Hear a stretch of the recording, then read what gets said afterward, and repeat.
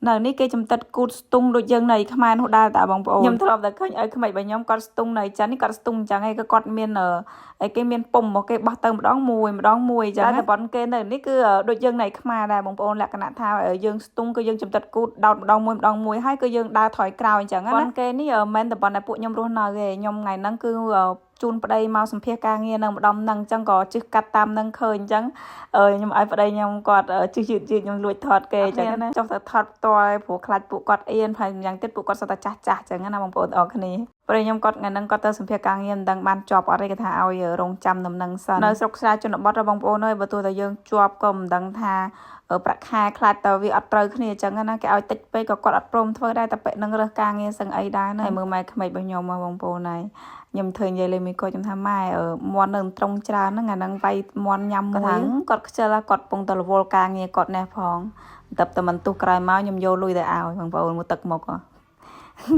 បានទឹកមូលក៏ថាមហូបគឺចង់ហូបមន់ទាឃើញបែបហ្នឹងគឺចង់តែច្រៀងមកបត់ទឹកលុយសម្រាប់ទឹកចិត្តខ្ញុំហើយចាស់ធ្វើការរហូតដល់ការរស់ស៊ីខ្ញុំមិនដែលបរាជ័យអីដល់ថ្នាក់បរាជ័យរឿងបរៀនកូនភាសាខ្មែរហ្នឹងហ្មងបរាជ័យតាំងពីប៉ារបស់គាត់លោតដល់កូនទៀតបងប្អូនហើយបរៀនខ្ញុំនិយាយមែនបងប្អូនច្រើនមែនតើគាត់ថាមិនក៏មិនបរៀនភាសាខ្មែរទៅមិនបរៀនភាសាខ្មែរទៅមិនអត់បរៀនទេបងប្អូនបរៀនប៉ុន្តែគាត់អាចនិយាយថាគាត់ចាប់គាត់សូវបានដោយសារម្នាក់ឯងតែពីរអ្នកបងប្អូនម៉ងអញ្ចឹងណាគាត់មានសាលាខ្មែរទេបងប្អូនបើថាមានសាលាខ្មែរវិញអស់ប្រហែលណាក៏ខ្ញុំត្រូវរកលុយឲ្យកូនរៀនភាសាខ្មែរតែអត់មានទេអញ្ចឹងគឺត្រូវបរៀនខ្លួនឯងខ្លះទៅគឺឲ្យមើលកតកតានឹងទូរស័ព្ទមើលអីខ្លះចឹងទៅហើយនៅក្នុងផ្ទះរាល់ថ្ងៃហ្នឹងក៏ព្យាយាមនិយាយខ្មែរមួយគាត់ដែរតែគាត់ចាប់អត់សូវបានអញ្ចឹងណាមកដល់ចក្រានឃើញម៉ែក្មេកខ្ញុំកំពុងតែធ្វើម្ហូបធ្វើអាហារគាត់ឃើញខ្ញុំគាត់ថាទៅរវល់ធ្វើអីក៏ធ្វើឲ្យហើយទៅតិចទៀតហូបបាយជុំគ្នាគឺថាខ្ញុំមកងូតទឹកមុនគេក៏មកបាក់ត្រង់ជួលគ្នាចូលអញ្ចឹងស្របពេលដែលងូតទឹកនឹងផងដែរគឺខ្ញុំតែងតែជ្រើសរើសប្រើជាមួយទឹកអនាម័យស្ត្រីក្លិនអនាម័យស្ត្រីក្លិនគឺមាន2ពណ៌2ក្លិនសម្រាប់ឲ្យជ្រើសរើសពណ៌ផ្កាឈូកគឺមានក្លិនក្រអូបស្រទន់ខ្លាំងមែនទែនចំណែកឯពណ៌បៃតងគឺត្រជាក់ហើយមានជាតិមិនតទឹកអនាម័យស្ត្រីក្លិនគឺជួយលាងសម្អាតក៏ដូចជាកម្ចាត់ក្លិនមិនល្អចេញពីកន្លែងតំបន់ពិសេសរបស់មនុស្សស្រីរបស់យើងហើយមួយទៀតក៏ជួយទៅដោះស្រាយបញ្ហាអ្នកដែលគាត់មានបញ្ហាកន្ទួលរមាស់រលាកផងដែរបងប្អូនជាពិសេសគឺកម្ចាត់បាក់តេរីបានខ្ពស់ទៀតផងម៉ាញ់ស្ត្រីក្លិនគឺផ្សំចេញពីធម្មជាតិថែមទាំងទទួលបានអាជ្ញាប័ណ្ណបញ្ជាក់ពីគុណភាពក៏ដូចជាស្តង់ដារចេញពីប្រទេសកូរ៉េអញ្ចឹងហើយបងប្អូនអាចធ្វើការទុកចិត្តក៏ដូចជាជ្រើសរើសនៅក្នុងការប្រើប្រាស់ជាប្រចាំថ្ងៃបានប្រហែលថ្ងៃនឹងទៀតអាកាសធាតុគឺថាអំណោយផលគឺភ្លៀងរាល់ថ្ងៃហ្មងហើយមួយទៀតតាគាត់ឈឺថ្មិញបងប្អូន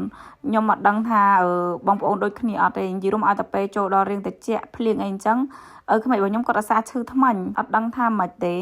េហើយជំងឺឈឺថ្មិញរបស់គាត់ហ្នឹងមិនមែនឈឺរាល់ថ្ងៃទៀតថ្ងៃណាឈឺក៏ឈឺទៅហើយថ្ងៃណាពេលដែលវាជាទៅក៏វាជាទៅហើយក៏អត់ជារហូតដែរតាមជួនកាលកន្លះខែទៀតគឺវាឈឺវិញអញ្ចឹងណាបងប្អូនមើលត្រូវនឹងភ្លៀងរ៉ិចអញ្ចឹងទៀតមើលមេអំបៅគេសប្បាយចិត្តខ្លាំងណាបងប្អូនអើយគឺថាហើពេញនឹងតែម្ដងមិនឲ្យសប្បាយចិត្តមិនឃើញផ្កាឃើញអីហ្នឹងគឺបានក្រែបរំអងនៅនឹងថាឡើយតែមេអំបៅយើងជាមនុស្សនឹងឃើញទិដ្ឋភាពបែបហ្នឹងគឺថាក៏ស្រស់ស្រាយដែរបងប្អូនអរគ្នាទៅហ្នឹងគឺថាលៀងហ្នឹងគឺតិចយកទៅដាំទៀតហើយឥឡូវហ្នឹងគឺដល់ពេលបាយថ្ងៃត្រង់ម៉ែក្មេងខ្ញុំហៅនេះបងប្អូនគាត់ស្ងោរកាពះជ្រូកជាមួយនឹងជើងមាន់ជាមួយនឹងសាច់មាន់ហ្នឹងមិញហ្នឹង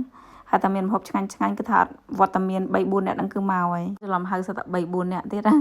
ាបងតម្លៃនៅនឹងដែរវាយស្មើគ្នាមកបាយឆ្អែតហ្នឹងអាំងទៅមើលម៉ែក្មេករបស់ខ្ញុំគឺគាត់ចាប់ដើមធ្វើស្ពៃជូរទៀតហើយបងប្អូនអរគ្នាសួរដូចឆោតបងប្អូនធុញមួយខ្ញុំអត់ថតស្ពៃជូររាល់ថ្ងៃ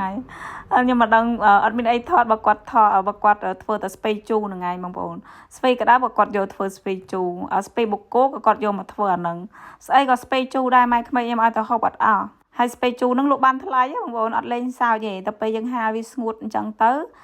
ពេលគេមានបន់ទៀនអីចឹងគឺគាត់យកទៅលក់នៅផ្សារលក់បានថ្លៃព្រោះដោយសាររបស់យើងធម្មជាតិចឹងណាហើយម្យ៉ាងទៀតស្ពៃជូរគឺអាចប្របែកយកទៅធ្វើច្រើនប្រភេទនិយាយរួមទៅមានស្ពៃជូរនៅក្នុងផ្ទះជនជាតិចិនគឺស្រួលដោយសារដូចថាឆាសាច់ជ្រូក3ជាន់ហើយគេធ្វើអាំពងស្អីគេនោះក៏ដាក់ស្ពៃជូរនិយាយទៅភាគច្រើនម្ហូបស្អីក៏ធ្វើការដាក់ស្ពៃជូរដែរជួនកាលត្រីអីវិញគេស្លមកជូរគេដាក់ស្ពៃជូរនឹងដែរវីដេអូចែកម្លែករបស់ខ្ញុំថ្ងៃហ្នឹងក៏មានតែប៉ុណ្្នឹងដែរអរគុណបងខ្លាំងមែនទែនតែងតែស្រឡាញ់ចូលចិត្តក៏ដូចជាគាំទ្ររាល់វីដេអូដែលបងអូនចែកម្លែកកន្លងមកចាំជួបគ្នានៅវីដេអូក្រោយៗ